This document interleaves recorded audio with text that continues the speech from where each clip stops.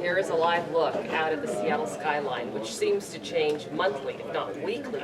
We're now getting a look back in time to see just how much this city and our region has changed over the years. And joining me, we have two special guests. Paul Dorpat, a historian and author of the new book, Seattle Now and Then, The Historic 100.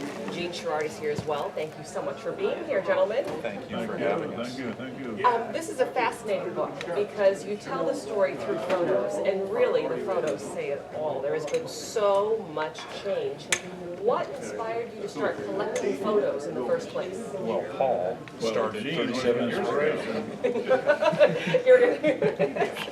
Jean was the inspiration. Now, Jean does the contemporary photos, and I've been researching the historical, illustrative past of the city for Almost 40 years. longer than that, Jean. Well, but 40 years that you've been alive. No, he's older than that. There's been so much I forgot where we change. were, actually. Well, let me ask you, Paul, what do you have a particular region or a neighborhood or a place in the city that you find the most fascinating because of all the change? And what is that place? Maybe it would be Wallingford neighborhood where I live, because I, for instance, took about 7 days to walk through it every day for about 4 hours, repeating about 400 shots. So you see, that must be it. Wow. But then I also got exercise. And it was good for you, too. I don't know.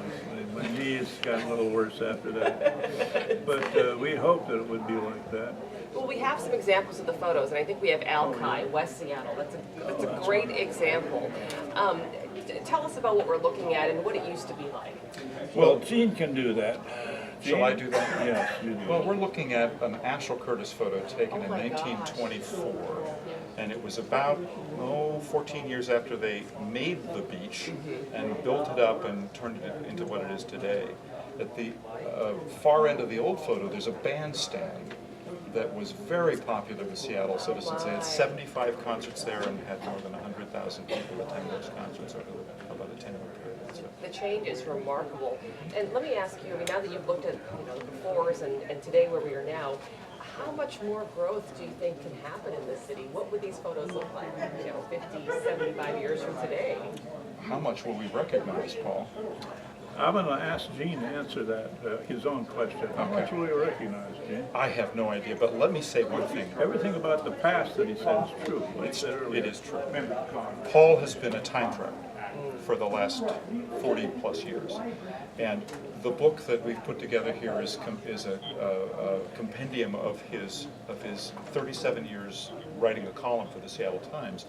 And to my mind, it teaches us something about the past and the present, and hopefully points us away to the future.